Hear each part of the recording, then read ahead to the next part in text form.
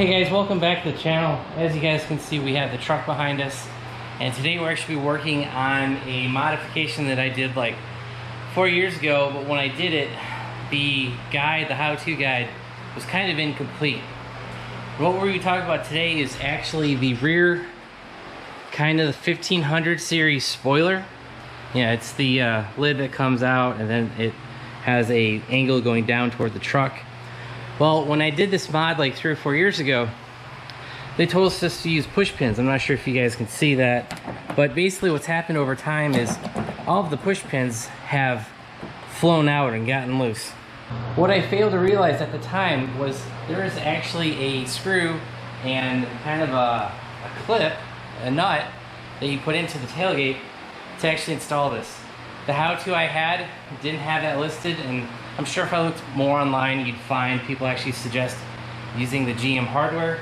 And if you guys remember, we actually installed this as part of the backup camera install. And like I said, we did this a few years ago, and finally, you know, after 3 or 4 years, all those clips kind of broke and flew out. It's time to actually like fix this up. So to actually fix this the right way, we're going to be using GM part number 1156 1637.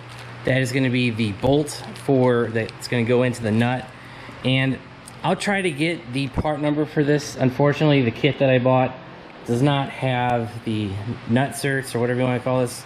It doesn't have it listed, so hopefully I can get you the part number and list that down below. If not, I'll just try to have links to a kit. I did see kits on Amazon that are not using GM parts, and I saw a lot of complaints about it. So a lot of my friends recommended, hey, use the GM parts, and so that's what we're going to try to stick with today. So to get started with this, we actually need to get this clip out, because that is the only one that's actually kind of holding anything in. Oh, that didn't take... There you go. That didn't take too much. And basically all that we're going to be doing is taking these, you know, nuts, lining them up with the truck sheet metal, and stick them in there. Alright guys, pretty much just lift it up, and what you don't want to lift too far, because there is some 3M tape on the back side here. So basically what I did was I just lifted up on it and put the nut certs in. There's 2, 3, and then the 4th one over here. So like I said, this is going to be a real simple swap, and all we're going to have to do now is put the GM hardware in there, and it should screw down and tighten up. Alright, so this hardware is actually a T30 Torx, hex, whatever you want to call it. And so here's my T30 bit. And I was tightening this one down just to kind of do a trial. And what you kind of have to do is actually tighten it. And you think it's tight, and then I actually lifted up on the plastic spoiler kind of.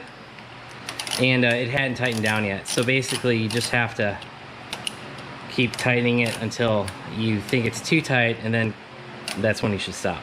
Alright, so I've been tightening this outer one, and you think it's tight, but if you look, you know, the whole nut and bolt are actually coming out. So you actually need to keep going. So I'm just gonna press in. And I think what's happening, I think when it finally gets tight, I think it's where you hit the crush zone of that nut, and then you're finally able to finish it up. So yeah, that one's tight, that one's tight. We haven't installed these ones yet. So like I was saying, there's 4 of those screws, 4 of those nut certs. Tighten them down and you should be good to go.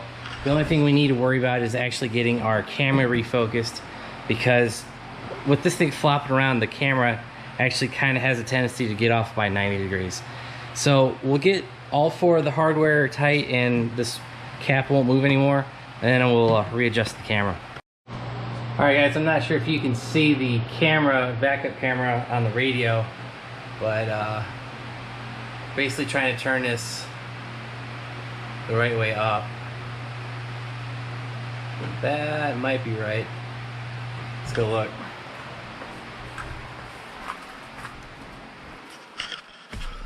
Actually, that's not too bad. I might turn it a little bit more to the right, and we should be good. Alright, we can see both sides of the bumper here and here. I think we're good. And I apologize for the crappy image. It's super hot out today. It's like 100 out, and when it gets hot, the crappy camera we have back there just starts kind of getting fuzzy. All right, and there you go. We got a real cheap, easy, I think the kit on eBay was like $23, something like that. I know that's a lot of money for 4 bolts and 4 nut inserts, but it's just kind of what you're gonna have to pay to get, you know, the proper hardware, and those are GM parts. Now, like I said, there is a cheaper kit on Amazon. The reviews were pretty terrible. I had a friend that said, you know, that was a crappy kit. He ended up buying the GM parts like I did. So just do it right. Do it the first time. Buy the GM bolts and you guys should be good.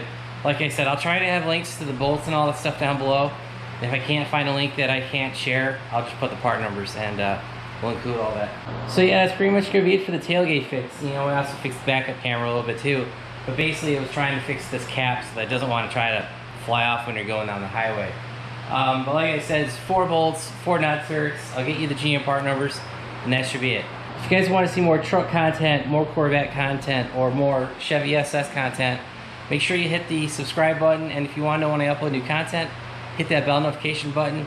And like I said, I'll try to have the part numbers and links down below for the kit, and we'll go from there. And also, make sure you check out our website, BonecrrusherSS.com.